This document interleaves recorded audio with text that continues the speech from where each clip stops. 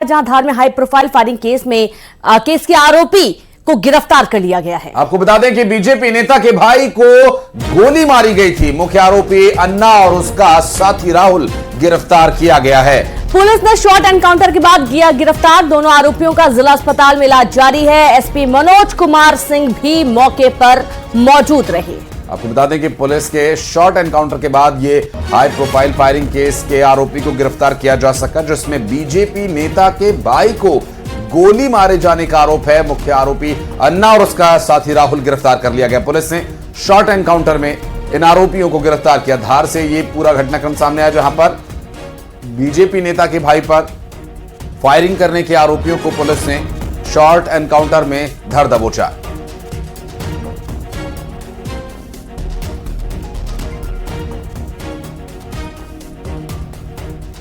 आपको बता दें कि ये जो पूरा घटनाक्रम है, जिसमें बीजेपी नेता के भाई को गोली मारी गई थी, उनके आरोपियों की पुलिस सरगर्मी से तलाश कर रही थी और धार में मौका ऐसा बना, पुलिस ने शॉर्ट एनकाउंटर कर दोनों ही आरोपियों को धर दबोचा और दोनों इस शॉर्ट एनकाउंटर में घायल हुए।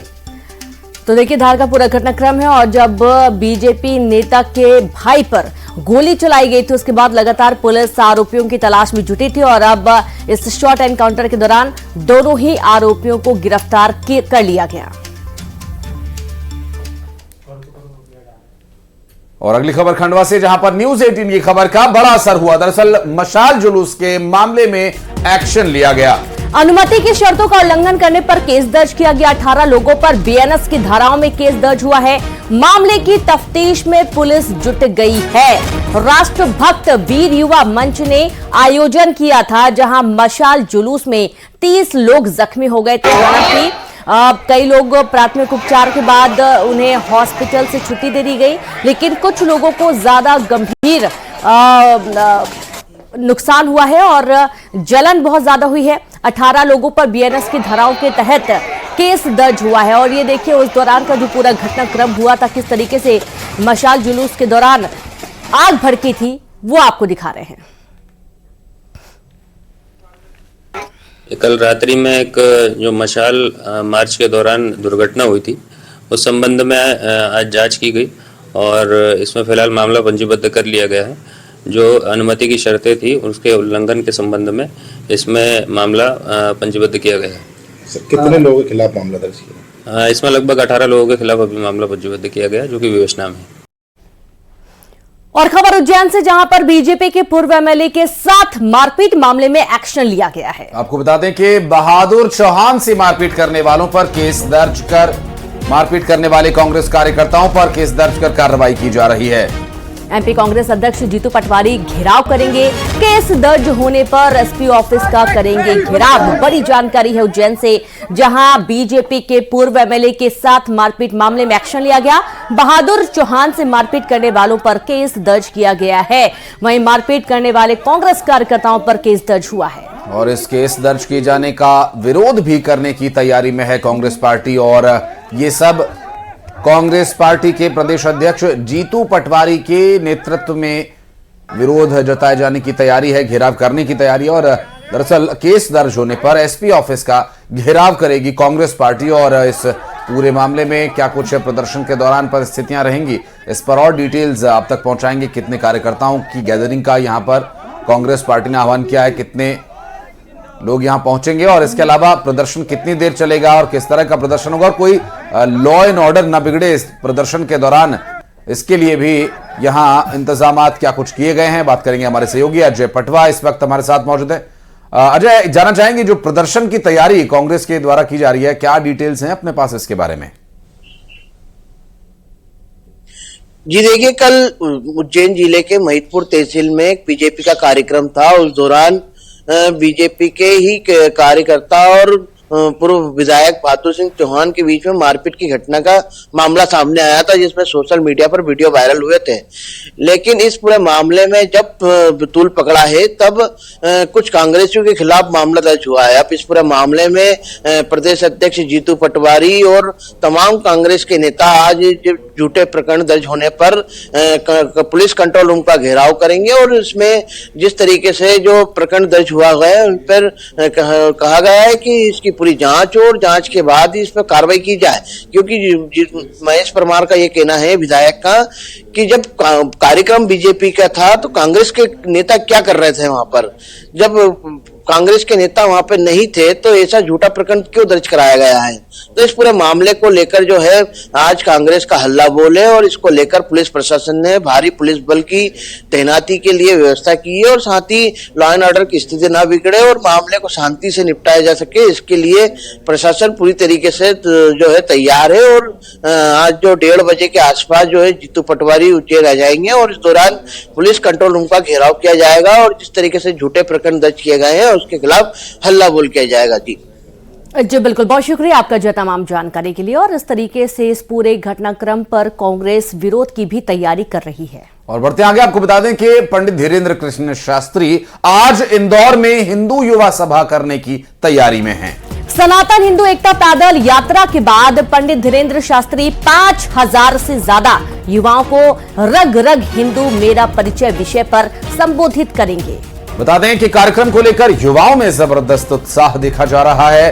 2000 से ज्यादा युवा अब तक रजिस्ट्रेशन करवा चुके हैं और रग रग हिंदू मेरा परिचय इस कार्यक्रम की थीम है, इस कार्यक्रम का टाइटल है, इस कार्यक्रम का ध्येय है, इस कार्यक्रम का उद्देश्य है। ये कार्यक्रम पंडित धीरेन्द्र कृष्ण शास्त्री जी से संबोधित करेंगे युवाओं को और युवाओं में जबरदस्त उत्साह इस कार्यक्रम को लेकर है, जिसमें बताया जा रहा है कि 2000 युवाओं ने अब तक रजिस्ट्रेशन करवा दिया है और कार्यक्रम में पहुंचने वाले युवाओं की संख्या क्या होगी ये तो बहरहाल कार्यक्रम शुरू होने तक अंदाजा लगाना मुश्किल है, क्योंकि कई युवा अभी कार्यक्रम में जाने की तैयारी भी कर रहे हैं और रजिस्ट्रेशन कंप्लीट होने के बाद स्पष्ट होगा लगभग कितनी गैदरिंग यहां पर हो सकती है। पंडित धीरेन्द्र कृष्ण शास्त्री कल यानी 30 नवंबर को इंदौर के लाल बाग पैलेस आ रहे हैं। लाल बाग पैलेस में उनके कार्यक्रम की तैयारियां चल रही हैं। 20,000 युवाओं ने अब तक रजिस्ट्रेशन करा लिया है पंडित धीरेन्द्र कृष्ण शास्त्री को सुनने के लिए।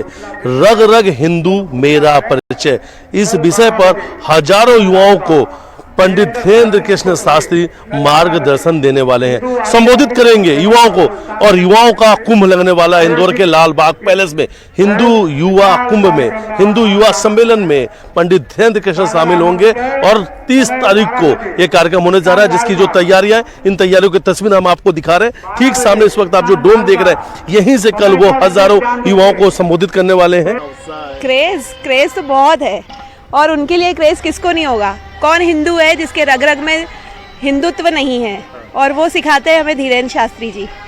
बहुत क्रेज है उनका, यहाँ पे लोग यूथ उन्हें फॉलो करते हैं, बड़ी अच्छी बातें करते हैं। कल आ रहे हैं वो इंदौर आएंगे हम उन्हें सुनने, सब लोग है इंतजार उनका। हाँ है, बिल्कुल। सुनते हैं आप उन्हें? हाँ सुनते हैं, बड़ी अच्छी बातें करते हैं वो।